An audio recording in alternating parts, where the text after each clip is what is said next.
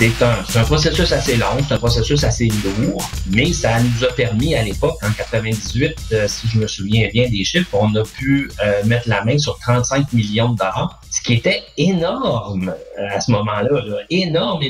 Écoute, en 98, moi j'avais quoi? J'avais 33 ans. 35 millions de dollars, c'était l'infini. Ouais. C'était l'infini.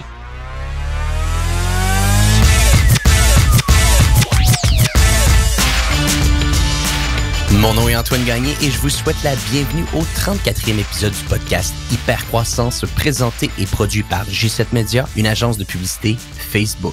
En gérant près de 1 million de dollars de publicité Facebook par mois, G7 Media aide depuis 8 ans maintenant les entreprises à accélérer leur croissance via l'entremise de la publicité Facebook et Instagram. Si vous êtes un commerce en ligne et que vous désirez passer de croissance à hypercroissance, rendez-vous au www.j7media.com et demandez à parler avec un de nos conseiller. En l'espace de quelques jours seulement, notre équipe saura vous bâtir un plan de match afin de faire grandir votre entreprise. Amener une entreprise publique peut être un objectif de carrière ou peut être vu comme un moyen de grandir encore plus vite. L'influx de capital généré par une entrée en bourse peut rapidement faire passer une entreprise en hypercroissance du jour au lendemain. Maintenant, est-ce qu'il y a un processus spécifique pour y arriver? Est-ce qu'on doit planifier notre entrée en bourse dès la fondation de notre organisation? Mon invité aujourd'hui, Luc Filiatro, va partager avec nous ses expériences entrepreneuriales exceptionnelles. Pour vous donner une idée, Luc a fondé ou dirigé 8 organisations et 4 d'entre elles ont été transigées au TSX à Toronto. En plus d'une carrière exceptionnelle, Luc a encore la soif d'entreprendre. Il dirige même aujourd'hui Mediagrif, qui est également une entreprise publique. D'ailleurs, vous allez le remarquer à la fin de l'entretien, Luc a dû nous quitter subitement pour aller parler avec ses investisseurs. Un podcast parfait pour les entrepreneurs qui ont envie de grandir vite. Sans plus attendre, ma discussion avec Luc Filiatro.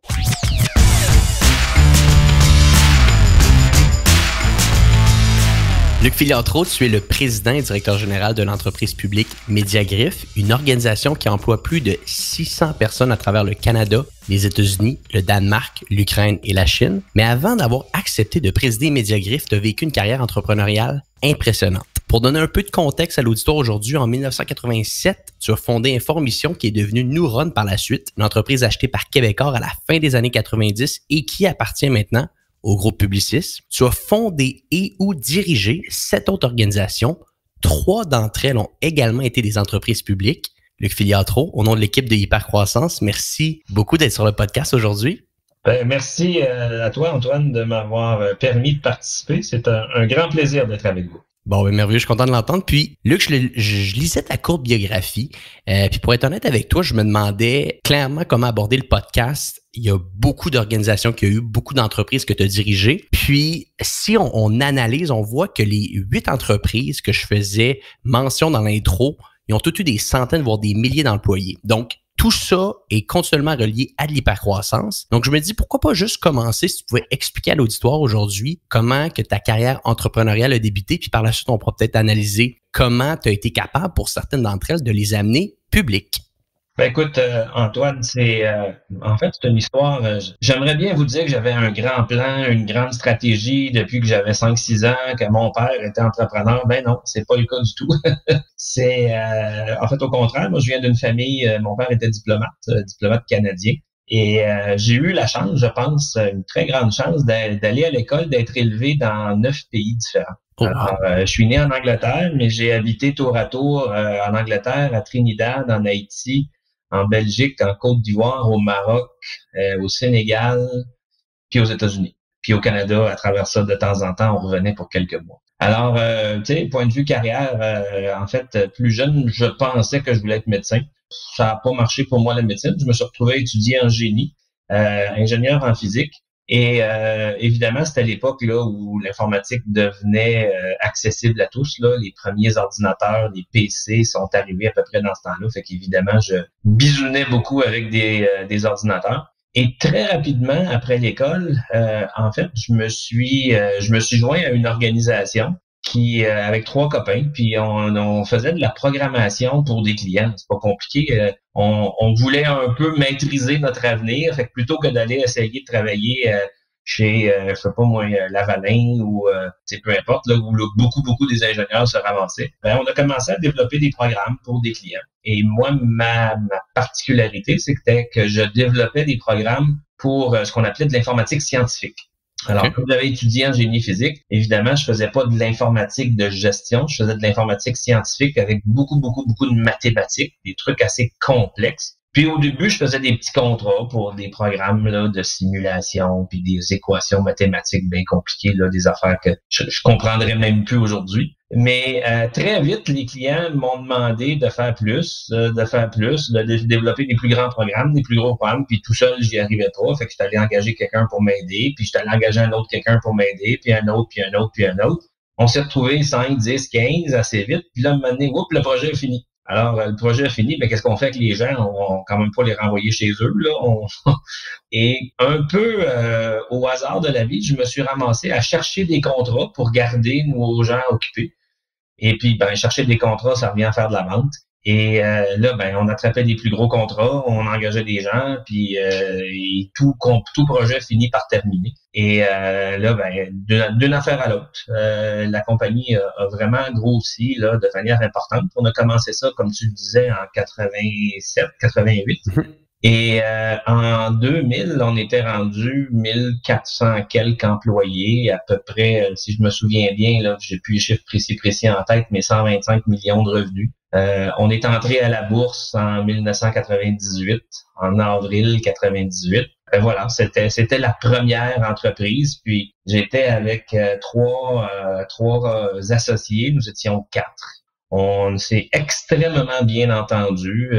On a développé tout ça ensemble. Mes 3 autres associés qui étaient Jacques Topping, Mathieu Fortin, Réal Perron, c'est des gens que je vois encore aujourd'hui. Nos femmes se connaissent, nos enfants à une certaine époque se connaissaient. Là, les enfants moins, là. Mais c'est resté des grands amis, des gens avec qui on passe des bons moments.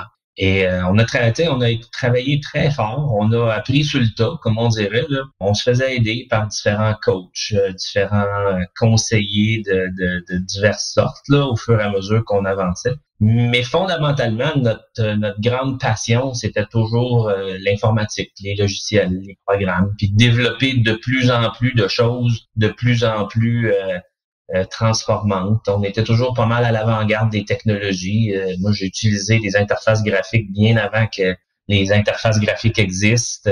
On faisait du développement avec des bases de données relationnelles. Aujourd'hui, ça a l'air niaiseux, là, mais la première fois qu'une base de données relationnelle est arrivée, c'était tout nouveau, cette affaire-là. Là. Ça existait pas avant. Puis comme on était tous des gens plutôt curieux sur le plan technique, on se tenait vraiment à l'avant-garde. Et puis, ça a fait une business qui a eu un très bon succès.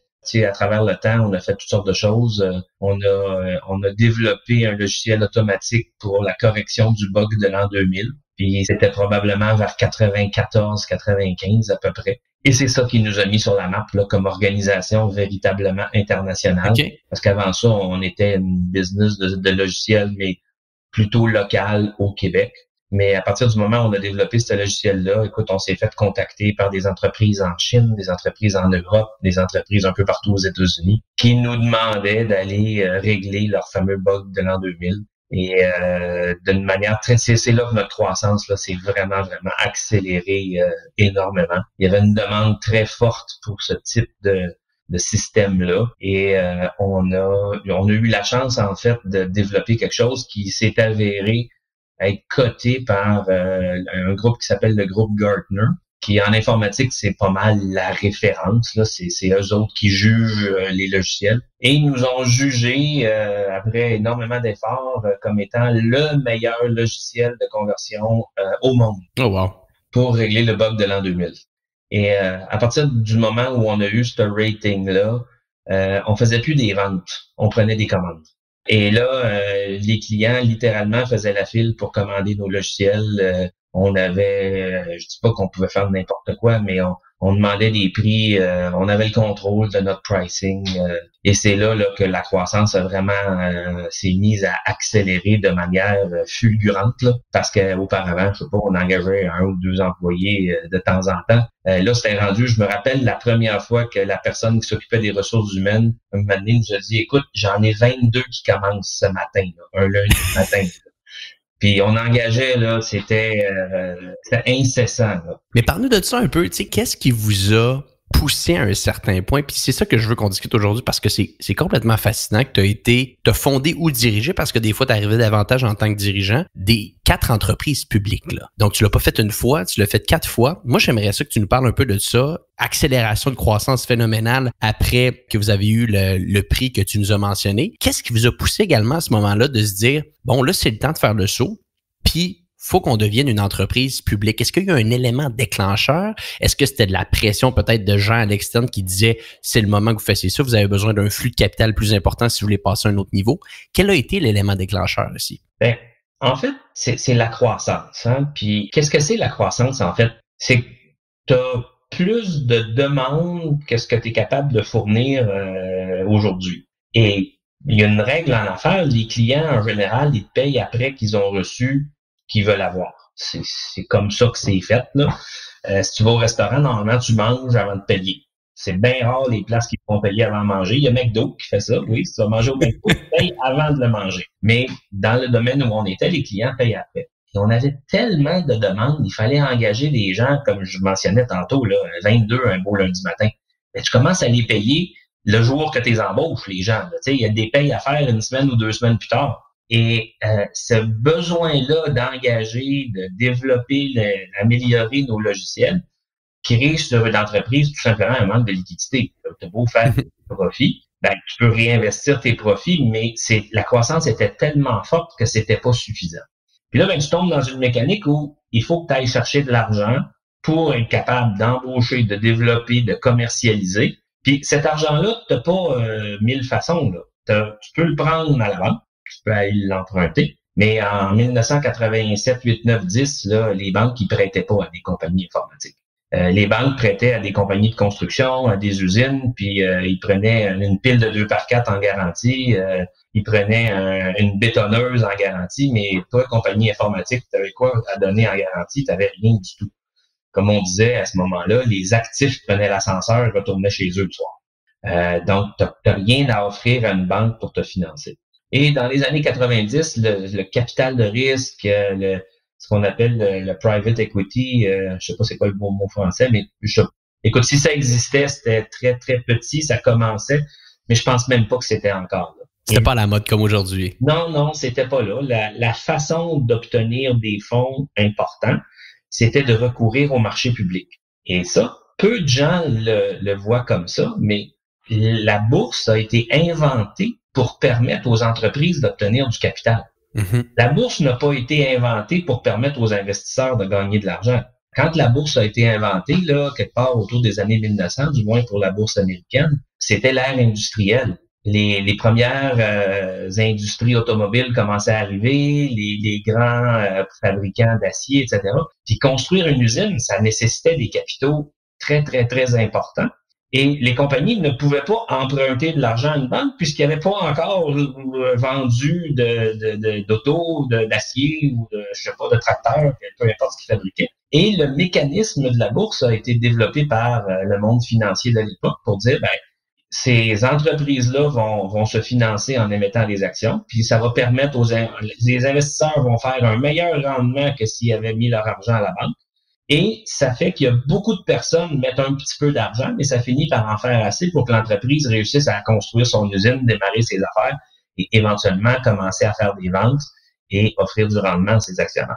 Donc, c'est pour ça que nous sommes devenus publics en 98 chez Informission, parce que la demande pour nos logiciels qu'on avait pour la croissance de l'an 2000 était énorme. Il fallait mettre beaucoup de monde partout en même temps. Il faut voir qu'il n'y avait pas d'Internet dans ce temps-là. Là. Les logiciels, on les downloadait pas à travers un site web. Il fallait aller les porter chez les clients, il fallait aller les installer, les faire fonctionner, les configurer. Et pour ça, il fallait envoyer des gens. Il fallait envoyer des gens à travers la planète. C'est clair qu'il y avait un timing, parce que tu peux dire, je vais y aller petit à petit. Si tu y vas petit à petit, ton problème, c'est qu'il est probable que quelqu'un d'autre va aussi avoir une idée similaire. Est-ce qu'il va avoir un produit aussi bon? Peut-être que oui, peut-être que non. Mais là, ta concurrence va commencer à prendre des parts de marché. Donc, si un coup qu'un client il a choisi une solution, il l'a choisi, il reste avec. Il change pas en cours de route pour prendre la tienne. Fait que les clients, il faut que tu ailles les voir vite pour les signer vite, pour les installer vite. Puis pour ça, il faut que tu mettes beaucoup de monde en parallèle qui vont faire les démarches de façon à gagner ces projets-là, commencer à les exécuter, les faire. Et ça prend du capital. Ça prend la capacité d'engager les gens. Puis ça fait partie de ton avantage concurrentiel. Plus vite tu te mets en marché, plus vite tu contrôles le client, ben moins tes concurrents peuvent prendre des parts de marché. Effectivement. Et ça sert à ça de devenir public. Puis bon, on a fait les démarches, nous, probablement vers la fin 97 qu'on a commencé à se renseigner puis à s'éduquer sur qu'est-ce qu'il faut faire, comment il faut le faire. C'est un processus assez long, c'est un processus assez lourd, mais ça nous a permis à l'époque, en 98, si je me souviens bien des chiffres, on a pu mettre la main sur 35 millions de dollars, ce qui était énorme à ce moment-là. Là. Énorme. Écoute, en 98, moi, j'avais quoi? J'avais 33 ans. Donc, tu sais, 35 millions de dollars, c'était l'infini. Ouais. C'était l'infini. Et ça nous a permis d'acquérir des entreprises, ça nous a permis d'embaucher les gens qu'il fallait embaucher. Et ça s'est bien développé. Là. La suite de l'histoire a bien continué.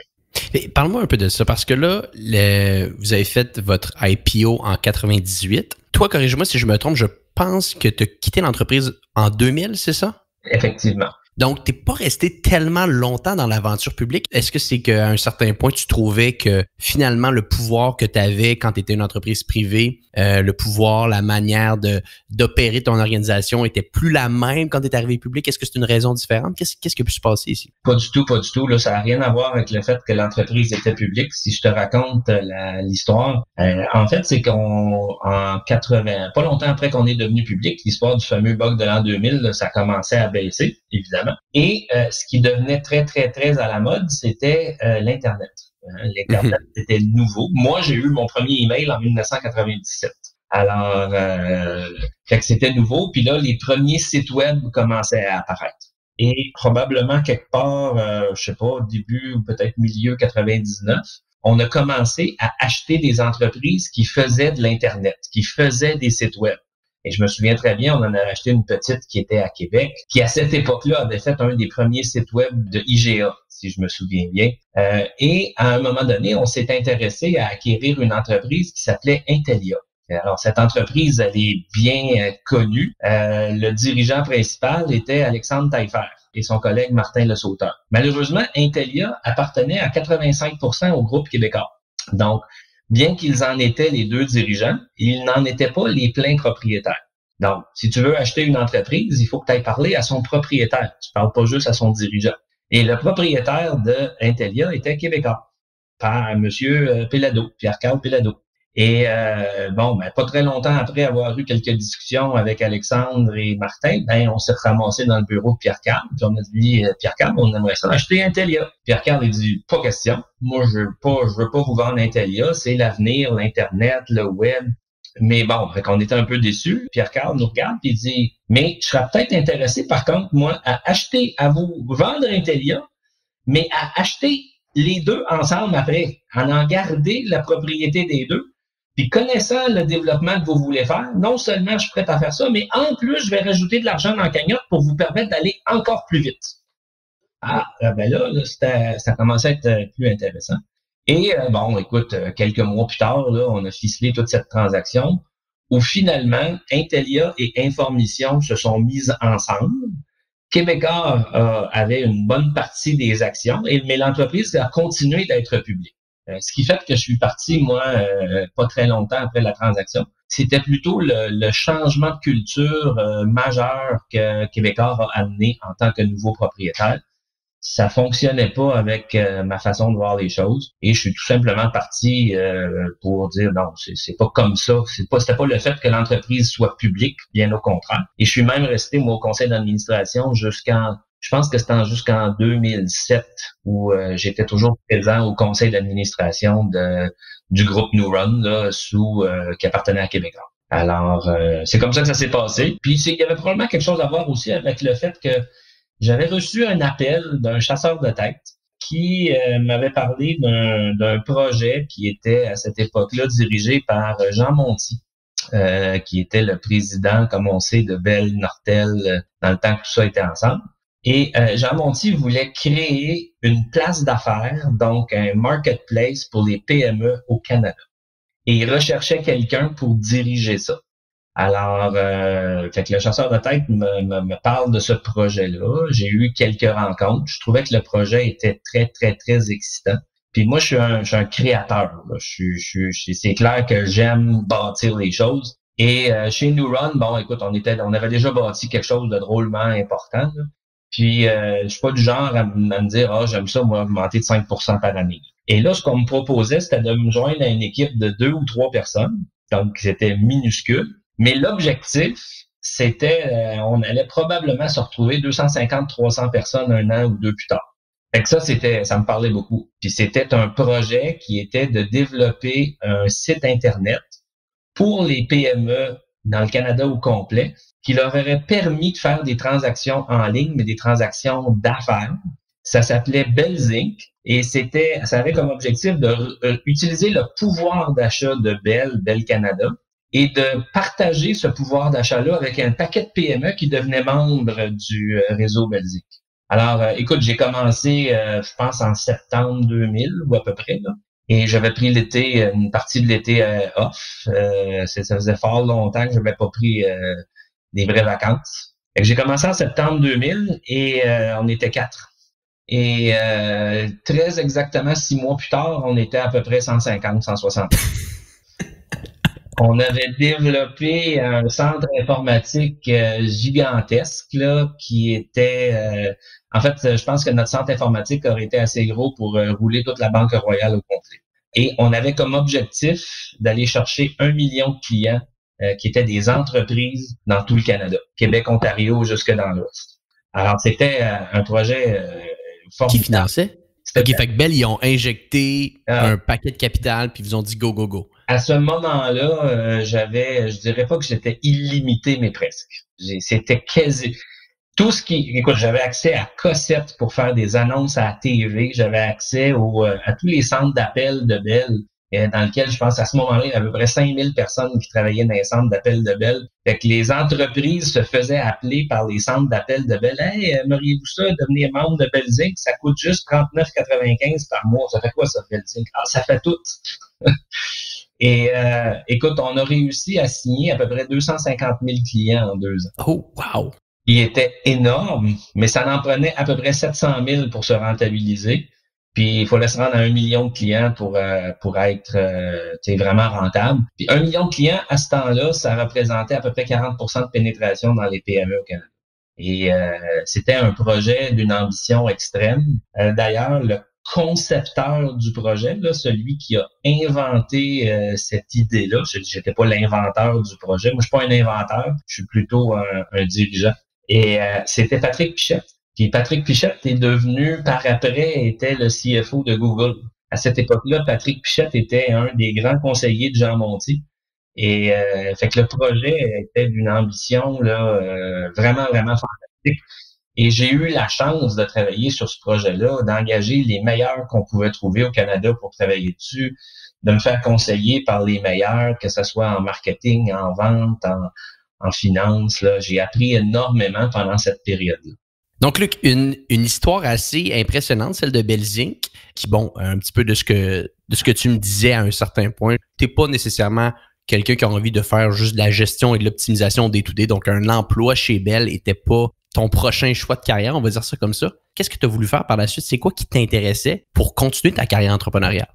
Alors, écoute, après ça, c'était vraiment là, mélanger passion et entrepreneurial. Je te dirais, d'un point de vue personnel, je suis quelqu'un qui a toujours été passionné par les avions. Je suis un pilote. J'ai eu 4 avions dans ma vie. Ça m'a toujours fasciné les avions. J'avais même commencé mes études au collège militaire de Kingston pour devenir pilote de chasse. Bon, j'aimais ça.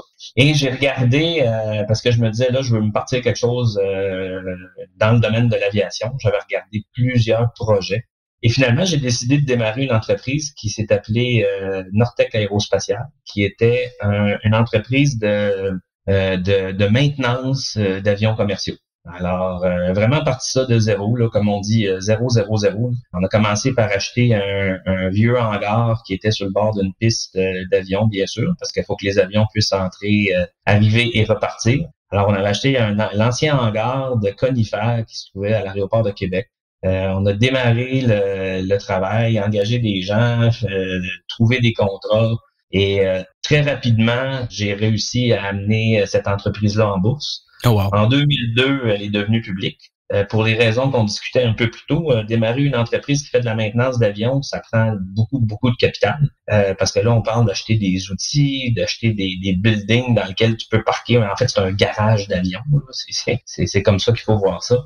Ça prend beaucoup d'employés. L'entreprise, au bout de 2 ans et demi, 3 ans, on est parti de zéro, là, littéralement. Là, j'étais le premier sur le payroll. Les 2-3 ans après, on était 600. On a acheté une entreprise qui faisait de la maintenance d'avions à Montréal, qui avait des hangars à l'aéroport de Montréal, qui s'appelait Exceltech Aérospatiale.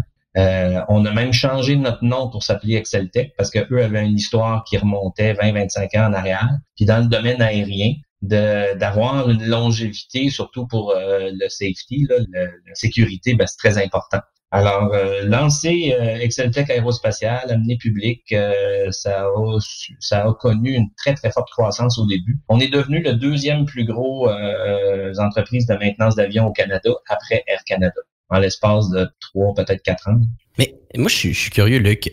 Comment tu arrives à prendre des organisations en 3 ans de temps, les amener à 600 ans? Je veux dire, ça fait 3 fois que l'histoire se répète. À un certain point, il doit y avoir une recette que je pourrais peut-être te voler aujourd'hui puis d'essayer de comprendre un peu plus. Il y a dû avoir quelque chose. Tu sais, j'imagine que, bon, ton background parlait pour toi. Bien entendu, tu devais t'avoir fait un énorme réseau de connexions qui faisait en sorte que tu pouvais aller chercher, aller engager les meilleurs et surtout les inspirer. Tu sais, souvent, les meilleurs veulent aller dans des projets excitants.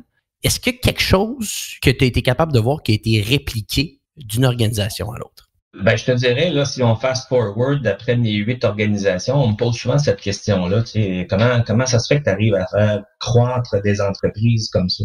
Puis, je te dirais, ça passe par, la chose principale, là, c'est la définition très, très, très claire de qu'est-ce que tu offres à tes clients, quelle est ta vraie mission, puis il faut que ce soit très focusé. Puis il faut que tu deviennes vraiment bon à faire ce que tu dis que tu vas faire. Et il faut surtout que tu identifies des bénéfices d'affaires pour ton client. Moi, j'ai toujours été dans des entreprises qui vendaient des logiciels à d'autres entreprises. J'ai jamais fait du commercial là, consumer. Tu sais, vendre, je sais pas moi, faire des beaux souliers à la mode, je pense pas que je serais bon là-dedans. C'est pas, tu sais, pour acheter une belle paire de souliers, c'est ce qu'on appelle du impulse buying. Là, faut vraiment que le soulier plaise. Là. Quand quelqu'un accepte de payer 3, 4, 500 $ pour une paire de souliers, c'est parce que tu es allé l'accrocher. Dès que tu es dans du business to business, pourquoi une entreprise achète ton service? En général, il y a 2 choses. Ça va ou bien baisser leurs coûts ou bien augmenter leurs revenus. Puis, that's it. Rien de plus, rien de moins. Il n'y a pas une entreprise qui s'achète un nouveau logiciel ou même une compagnie de maintenance d'avion qui donne son contrat de maintenance juste parce que c'est cool ou juste parce que c'est le fun ou parce qu'il est beau le logiciel. Mm-hmm. Quand tu es un consommateur, tu t'en vas dans un centre d'achat, il y a beaucoup de choses que tu achètes simplement parce qu'elles sont belles, elles te plaisent, pas nécessairement juste parce que tu en as besoin. Dans le domaine du business to business, il y en a très peu des achats comme ça sur impulsif. Et j'ai toujours insisté très fort quand j'arrive dans une entreprise pour bien faire définir l'offre et surtout faire définir le business case. Puis quand on définit le business case, moi, je force nos gens à dire, hey, ma solution, monsieur le client, elle vous coûte 500 000, 1 million, 10 millions, peu importe le chiffre, mais elle va se payer d'elle-même en 7 mois, 8 mois, 9 mois, puis tu vas faire des bénéfices avec. Puis voici les 10 autres clients qui l'ont installé, tu peux les appeler, ils vont te le dire, les bénéfices qu'ils ont fait avec. C'est ça qui est l'argument convaincant. C'est jamais le mien, il y a une interface graphique. Ouais, puis ça fait quoi ça? Mon logiciel, il est mieux. Mais notre logiciel va vous épargner des heures, des dollars, du temps, etc. Il faut que ce soit réel, il faut que ce soit convaincant, il faut que ce soit basé sur des faits, des données.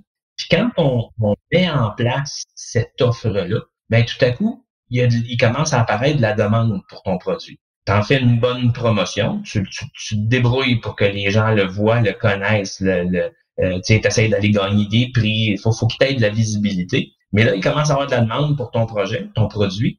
Et quand il y a de la demande, il faut que tu livres. Puis si tu as fait tes études de marché comme il faut, tu sais qu'il y a un marché d'une certaine taille que tu es capable d'aller chercher. Puis il faut aller le chercher vite. Parce que la concurrence est excessivement forte. Puis en informatique, notre concurrence est pas nécessairement dans les coins de rue d'à côté, là.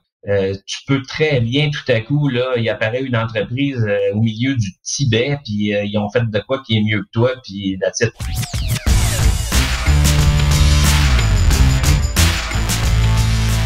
Je fais une petite parenthèse sur le podcast en cours afin de vous remercier tous et chacun qui nous écoutent. Vous êtes des milliers chaque mois à écouter Hypercroissance et ça me touche du fond du cœur. Également, si vous connaissez quelqu'un qui aurait sa place sur le podcast pour nous parler d'hypercroissance, je vous invite à m'écrire personnellement au email suivant agang@j7media.com, donc AGAGNE @J, le chiffre 7, média au singulier.com. Et ça me fera un énorme plaisir de discuter avec vous. De retour à l'épisode en cours.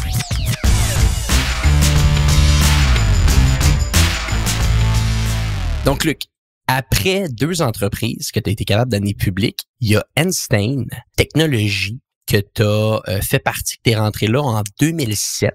3e entreprise d'ailleurs que tu as été capable de diriger au niveau public. Peux-tu nous parler un petit peu de cette organisation-là? Puis moi, par la suite, je vais te poser des petites questions sur la direction, diriger une entreprise publique, voir s'il y a des grosses distinctions comparativement à l'entreprise privée. Alors, Einstein Technologies, c'était une entreprise qui avait développé une technologie d'analyse sémantique. Bon, c'est quoi que ça mange en hiver, ça? En fait, c'était la capacité de comprendre du texte. Faut voir qu'en 2007, Google, à ce moment-là, commençait à peine. Hein? Puis Google avait inventé le premier concept de taper une requête en langage naturel. Alors, Einstein faisait partie de ces entreprises qui, à cette époque-là, faisaient beaucoup de recherches. Au lieu de donner des commandes très complexes à un ordinateur, on était capable de les taper en langage naturel. Fait qu'Einstein faisait ça. Et j'avais été contacté, en fait, par, encore une fois, un chasseur de tête, qui était le même que dans le temps de Belzic, parce que Einstein était déjà public et n'avait pas la croissance qu'il recherchait. Ça marchait pas assez vite, là. Et bon, le conseil d'administration avait décidé d'aller chercher un nouveau dirigeant. J'ai été contacté, j'ai regardé, j'ai pensé que je pouvais aider. Évidemment, j'ai passé une série d'entrevues. On m'a proposé le poste. Quand je suis arrivé chez Einstein, je me souviens d'avoir visité leur site web, puis il y avait des formules mathématiques extrêmement complexes qui décrivaient l'algorithme, comment il était fait. Alors, inutile de dire qu'on a très rapidement procédé à ces changements-là, on a simplifié tout ça, et on a développé le fameux value proposition. Et on a imbriqué l'argument de la sémantique dans un système de gestion de journaux en ligne. Encore là, c'était tout nouveau. C'était les premiers journaux qui mettaient en ligne leurs nouvelles. Alors, on comprend que quand tu as un site web, au début, les premiers sites web de journaux n'étaient que le PDF du journal papier. Ils l'imprimaient, ils prenaient une photo, puis ils mettaient ça sur un PDF, puis tu lisais à l'écran exactement comme tu aurais lu le papier. Puis petit à petit, ils ont développé des sites web où là, ils ont commencé à mettre des nouvelles, puis les nouvelles changeaient au fur et à mesure de l'actualité. Puis ça, ça changeait en temps réel. Alors, quand tu es un grand journal, imagine la quantité de nouvelles qui rentrent à la minute, à l'heure. Comment tu fais pour décider qu'est-ce qui va en première page, qu'est-ce qui va en première page des sports, des affaires, de la politique? Et tout ce traitement-là, au début, se faisait manuellement. C'était carrément, les gens lisaient les nouvelles une à la fois, puis allaient voir, ça, faut mettre ça là, ça, faut mettre ça là, ça, faut mettre ça là, puis les gens refaisaient le site web au fur et à mesure.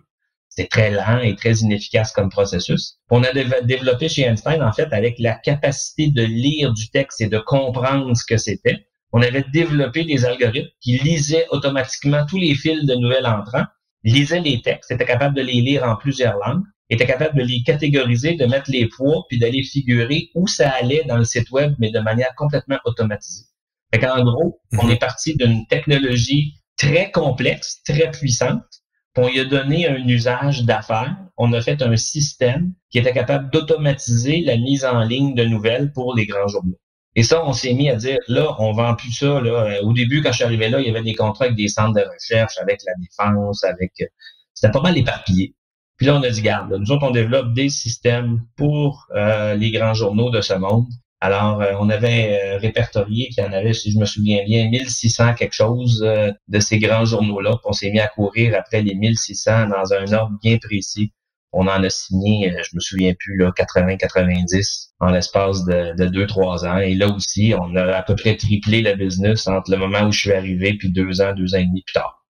Puis j'aimerais t'entendre là-dessus, okay? Parce qu'il y a beaucoup de dynamiques qui se passent en ce moment sur des entreprises qui vont, comme tu le disais un petit peu plus tôt, lever beaucoup d'argent avec des en capital risque, essayer d'amener un paquet de croissance puis vendre l'organisation quelques années par la suite. Donc, des ventes, des acquisitions d'organisations, ça se passe très souvent. Mais là, j'aimerais t'entendre sur une acquisition d'une entreprise publique. Parce que si je lis bien, puis corrige-moi si je me trompe, si tu es rentré chez Einstein en 2007, bon, il y avait certains petits enjeux à l'époque. Tu as réglé ces enjeux-là, tu as doublé, triplé, voire les revenus. Je vois que l'entreprise a été acquise par OpenText, je crois en 2010. C'est quoi la dynamique d'une acquisition comme une entreprise publique? Est-ce que c'est quelque chose de très différent comparativement à une acquisition d'une entreprise privée? Je dirais pour le dirigeant, c'est pas si différent.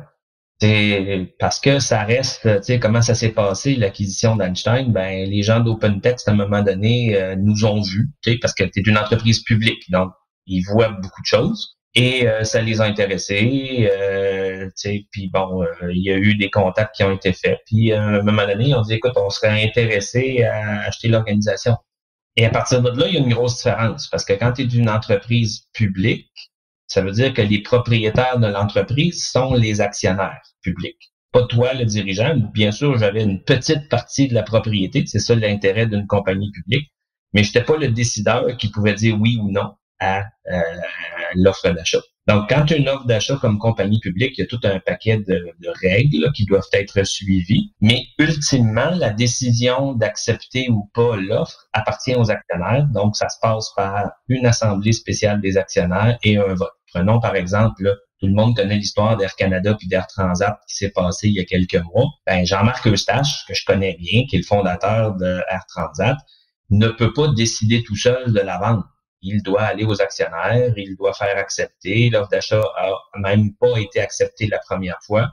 Ça a été bonifié. Les gens d'Air Canada sont revenus avec une offre plus élevée qui, elle, a finalement été achetée par Air Canada. Bon, le COVID est arrivé, là, je sais pas comment ça va finir cette histoire-là, mais il y a des différences de processus parce que le propriétaire n'est pas 1, 2 ou 5 personnes. Le propriétaire d'une entreprise publique est des centaines, voire des milliers de personnes, puis il peut y avoir là-dedans des institutions. Tu sais, par exemple, dans Einstein, on avait le Fonds de solidarité qui était un de nos actionnaires. Je me souviens plus de sa propriété exacte, mais il y avait, je sais pas, 15% ou 20% de la compagnie.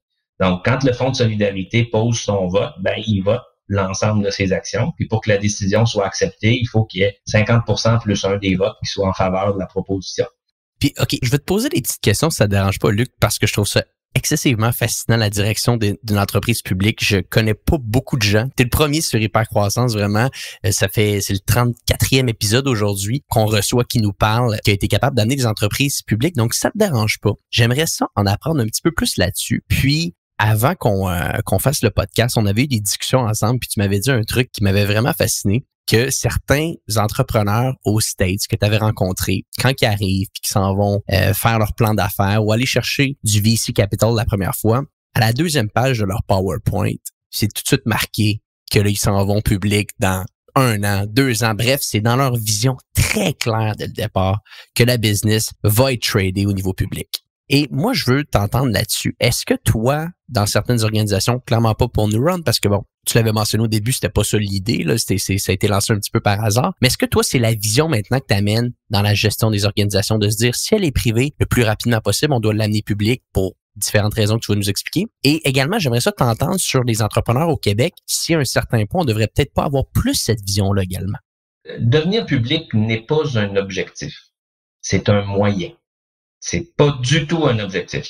Ça donne rien de devenir public si tu accomplis pas un certain nombre de choses. Alors, si c'est pas un objectif, c'est un moyen. C'est un moyen pour faire quoi? C'est un moyen pour avoir une entreprise qui veut devenir dominante qui veut gagner le maximum de parts de marché dans son domaine à elle. Et je vais te donner l'exemple de Shopify, que tout le monde connaît. Je pense que Shopify existe depuis à peu près une quinzaine d'années. On en entend parler beaucoup depuis 2-3 ans. Et ils sont devenus publics, je suis pas sûr exactement quand, mais ça doit faire quand même 5, 6, 7 ans. Et ils sont devenus publics parce qu'ils avaient comme objectif de dominer le marché des sites web pour les tout petits marchands. Pour faire ça, comme je disais tantôt, tu as besoin de beaucoup d'argent. Parce que tu dois créer ton produit puis le distribuer à très, très, très grande échelle très vite parce que sinon, le train va passer. Tu sais. Un coup que une grande majorité des gens auront acheté ce qu'ils ont besoin, ben, tu leur revends pas une deuxième fois. Tu les as perdus pour peut-être 5 ans, 10 ans, 15 ans. C'est pas comme des consommables. Tu sais, si tu, je sais pas moi, si tu cultives des tomates, ben, t'achètes probablement des tomates à chaque semaine. Fait que ça se peut que tu changes de fournisseur de tomates à chaque semaine. C'est correct. Fait que tu verras peut-être pas ça dans une affaire comme une ferme de tomates. Mais quand tu es dans le domaine des technologies, pense aujourd'hui aux entreprises qui essayent de se lancer dans la conduite automobile autonome, par exemple. Imagine des logiciels de conduite automobile autonome. Ben, il y en a seulement quelques-uns qui vont devenir les dominants du marché, là. Si GM ou Ford ou Tesla décident d'utiliser le logiciel A, ben, ils vont le garder pour très, très, très longtemps, le logiciel A. Fait que si une compagnie B qui dit, ben, moi aussi, j'en fais un bon, désolé, là, on a fait notre choix il y a 1 an, puis on reste avec là, pour encore un bout. Il faudrait qu'il y ait une sacrée grosse différence pour qu'on change. Fait que, dans ce sens-là, devenir public est le moyen par lequel tu te donnes assez de moyens financiers pour avoir une chance de le réussir. Puis pourquoi est-ce que peu d'entreprises au Québec le font? Moi, je pense que c'est simplement le manque d'ambition de nos entrepreneurs. J'en rencontre beaucoup d'entrepreneurs. Là. Je fais beaucoup de coaching, j'ai fait du capital de risque pendant quelques années. Beaucoup de nos entrepreneurs ici veulent se partir une business pour gagner un très bon salaire puis d'aller en vacances 2 mois par année en Floride à la chasse à la pêche ou je sais pas trop sur une montagne de ski. Si c'est ça ton objectif, pars pas une compagnie publique, ça marchera pas. Tu seras pas capable. T'sais, comme je disais, tu deviens public quand tu as un plan d'affaires qui te permet de penser que ta business va multiplier par 10 ou 15 à chaque année pendant quelques années. T'sais, regardez la croissance de Shopify, de Lightspeed, les Facebook de ce monde, même Google, ça fait pas si longtemps que ça existe. Là. Mm-hmm. Et ce sont des entreprises qui sont clairement données les moyens de devenir le ou les dominants. Là, il n'y en a pas un seul. Mais si tu as ton petit change pour essayer de concurrencer le prochain truc technologique qui arrivera pas, là, tu as besoin d'un gros coffre avec beaucoup d'argent. C'est tout simplement ça. Intéressant. Moi, je veux t'entendre sur la dynamique de gestion. OK, la dynamique de gestion. Donc, bon, souvent, quand une entreprise privée, tu peux avoir un conseil d'administration, tu peux avoir peut-être d'autres actionnaires dans l'entreprise, que tu as des comptes à rendre. Souvent, ces comptes à rendre-là, ben, ils vont se faire peut-être une fois par mois, une fois par année. Bref, tu vas avoir des comptes à rendre. Mais quand tu es une entreprise publique, tu es obligé d'avoir des comptes à rendre. À tous les 3 mois, vous allez rendre vos bilans des résultats, vos états financiers, qu'est-ce que la business a fait, c'est quoi le bottom line. Bref, vous avez un paquet de chiffres, c'est dans la loi de donner cette information-là aux actionnaires. Moi, j'aimerais ça, si tu pouvais me dire un petit peu, quel est le changement que tu as été capable de voir le plus quand tu es passé de diriger des entreprises privées au niveau des entreprises publiques, au niveau de tes choix, au niveau de tes décisions? Est-ce que ça devenait beaucoup plus compliqué de faire passer un projet? Est-ce que finalement, tu te sentais des fois que tu avais un petit peu plus les mains liées? Peux-tu nous parler un peu de cette différence de dynamique-là, si différence il y a, bien entendu? Il y a des différences et je pense que la principale, c'est que quand tu es une entreprise privée, je dirais que tu as 2 gros stakeholders. Tu as tes clients puis tu as tes employés. Puis tu as des actionnaires, mais tu les vois pas si souvent, ils peuvent te poser. Puis souvent, les entreprises privées, l'actionnaire est souvent dirigeant aussi. Là. C'est souvent, pas toujours, mais souvent. Fait que tes actionnaires, tu les vois de temps en temps, mais t'as pas à les convaincre à chaque jour, tout le temps. Là. Normalement, ils te laissent du temps. Quand une entreprise publique, tu n'as plus seulement 2 stakeholders, tu en as 3. Parce que tes actionnaires deviennent le 3e gros stakeholder. Et si, c'est quoi l'actionnaire? Si toi, par exemple, simplifions, tu as une action de Médiagriffe aujourd'hui. Elle vaut, je sais pas, 5,75 ou quelque chose comme ça. À chaque jour, tu te poses la question, est-ce que je la garde? Est-ce que je la vends ou est-ce que j'en achète plus? comme actionnaire, c'est ça que tu fais. Puis qu'est-ce qui va faire que tu en achètes plus ou qu'est-ce qui fait que tu la vends? C'est, as-tu confiance que cette action-là va valoir plus demain? Ou au contraire, penses-tu que non, la stratégie de la compagnie est pas bonne, ils sont en train de perdre du terrain, puis je vais plutôt essayer de m'en débarrasser. Donc, cette communication-là avec les investisseurs, elle devient extrêmement importante. C'est pas juste une question de publier tes résultats à tous les 3 mois. C'est de partager constamment ton plan d'affaires avec tes actionnaires de façon à leur donner confiance que les décisions puis le plan que tu es en train d'implanter va créer de la valeur. C'est ça, ça devient un nouveau travail de la direction. Que dans une entreprise privée, tu as beaucoup moins. Puis je te pose la question, Luc, est-ce que tu as déjà vécu le fait, puis peut-être que oui, peut-être que non, puis je l'avais entendu quelques fois de d'autres personnes que souvent tu as peut-être une idée, une vision très long terme que tu penses qui peut être bon pour l'organisation, mais à cause que tu as un peu des shortcomings, que tu vas devoir présenter un bilan des résultats, tu prends pas cette décision-là, tu prends davantage l'idée d'y aller sur une décision court terme, qui est peut-être pas le mieux pour l'entreprise, mais tu le sais que dans 90 jours, c'est ça qui va donner des bons chiffres au bilan, puis à cause de ça, le stock va continuer à fluctuer, comparativement à la décision long terme qui va peut-être impacter le stock à court terme, mais qui aurait une bien meilleure vision pour l'entreprise là, sur quelques années. J'entends souvent cet argument-là, puis je vais te dire, moi, j'y crois pas énormément. OK? Je n'y crois pas énormément. Il y a quand même un peu de vrai dans ce que tu dis, sauf que si, comme dirigeant, tu te donnes la peine de communiquer beaucoup et bien avec tes investisseurs et que tu leur dis, écoutez, nous avons pris la décision de mettre X dollars ou X millions de dollars dans un projet de recherche pour telle raison, parce qu'on pense que le marché s'en va à telle place. Puis ça va nous positionner bien par rapport à tel concurrent et ça va permettre que l'action qui est aujourd'hui à 5$, ben, elle va peut-être monter à 25$, mais dans 3 ans. Si tu arrives à communiquer ça, à être convaincant, convaincu et que la personne, l'investisseur te fait confiance, tu peux aller faire des projets long terme. Mm-hmm. Mais si tu le communiques pas, si tu l'as pas vendu, entre guillemets, tu as juste décidé de faire 5 millions de recherche et développement dans le trimestre, puis que tu annonces une perte, puis tu parles rien de pourquoi tu as fait ça, ben là, l'investisseur, il lit ce qu'il a, là, il sait ce que tu as dit ou ce que tu as écrit. Il sait pas que tu avais une idée en arrière de la tête de faire un projet à long terme. C'est la même chose avec une compagnie privée. Si moi, je suis propriétaire à 100% de ma compagnie privée, ou plutôt, si je suis actionnaire à 100% d'une compagnie privée, admettons que j'ai une compagnie, là, puis il y a quelqu'un qui la dirige. S'il fait des décisions puis il me les explique pas, probablement que j'achèterai pas son idée ou son plan, puis je vais le changer. Mais si il vient me voir, ce dirigeant-là, puis qui dit, regarde, Luc, faut qu'on fasse tel mot, ça va tuer notre profitabilité pour cette année, mais ça va nous positionner pour telle raison ou de telle façon l'année prochaine ou l'autre année d'après. Je vais décider si j'y fais confiance ou pas, mais c'est parce qu'il me l'a expliqué.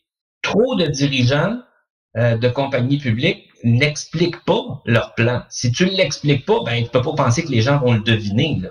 C'est simplement ça, je pense. Intéressant, très intéressant. Puis ça me fait penser, je suis un grand fan de Jeff Bezos et de ses pensées à long terme. J'ai tout regardé ses vidéos, tout lu ses livres, puis c'est exactement ce qu'il dit. C'est la preuve. Jeff Bezos, Tesla, c'est la preuve, là. Je veux dire, ces gens-là ont fait des pertes pendant des années. Regarde Shopify, tu sais, il a dépassé la Banque Royale, c'est pas parce qu'il fait de l'argent, là. Mm-hmm. Donc, moi, je trouve pas que c'est un argument valable, là. C'est parce que tu dois avoir un plan convaincant qui montre que oui, tu vas avoir besoin de beaucoup de sous pendant un certain temps, mais c'est pour arriver à quelque chose de fantastique et d'extraordinaire plus tard. C'est évident que c'est pas le même investisseur. Tu sais, ça c'est clair. Si tu essaies de vendre une action d'une compagnie comme Amazon à quelqu'un qui a 70 ans sur le bord de la retraite, ça marche pas, là. Il y aura pas l'horizon de temps qu'il faut. Tu sais. Fait que, oui, il y a une question de choix d'investisseurs. C'est pas tous les investisseurs qui sont bons pour les mêmes projets. C'est clair que tu as des investisseurs qui sont capables de prendre plus de risques, puis d'autres moins. Ben, fait, il faut doser tout ça. Là. Ça fait partie de Hey Antoine, moi j'ai un appel justement avec un investisseur à 3 heures, donc je dois absolument m'occuper. Je sais pas, Mais c'est parfait. Regarde, Luc, je trouve merveilleux que tu viennes de me dire ça en plein podcast comme ça parce que ça met de la beauté autour de la discussion. Fait que je vais te laisser filer, mais regarde, avant que je te laisse aller, parce que pour les gens qui nous écoutent aujourd'hui, on enregistre le podcast, il est 2h57. Avant que je te laisse filer avec tes investisseurs, moi, la dernière question que je voudrais savoir, comment que les gens peuvent en apprendre plus sur toi? Tu disais que tu faisais des fois du coaching. Est-ce que c'est quelque chose que tu fais encore un petit peu pour aider certains entrepreneurs ou peut-être même sur Mediagriffe? Comment qu'on peut en apprendre un petit peu plus sur toi avant que je te laisse filer? Bah, écoute, ils peuvent me contacter, là. L'idéal, c'est probablement sur LinkedIn, là. Puis après ça, on verra bien. Mon adresse à Mediagriffe, c'est luc.filiatro@mediagriffe.com. C'est facile à trouver. Donc, puis ça me fera plaisir d'aider là ceux que je pourrais aider. Bon, ben, Luc, merci énormément de ton temps. Je sais que tu es un homme très occupé. Ça a été super fascinant. Puis je te souhaite un bon appel avec tes investisseurs. Et pour les gens qui nous écoutent, on se dit à bientôt pour un prochain épisode de Hypercroissance.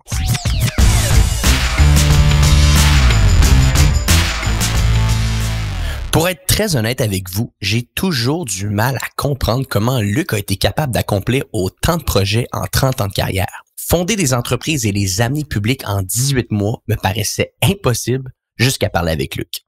Important aussi de mentionner que Luc a fait partie des 40 Under 40 en 2004. Cette récompense est attribuée à 40 entrepreneurs canadiens âgés de moins de 40 ans ayant pleinement performé durant l'année. Également, si vous connaissez quelqu'un qui aurait sa place sur le podcast pour nous parler d'hypercroissance, je vous invite à m'écrire personnellement au email suivant agang@j7media.com, donc AGAGNE, @J le chiffre 7, média au singulier.com.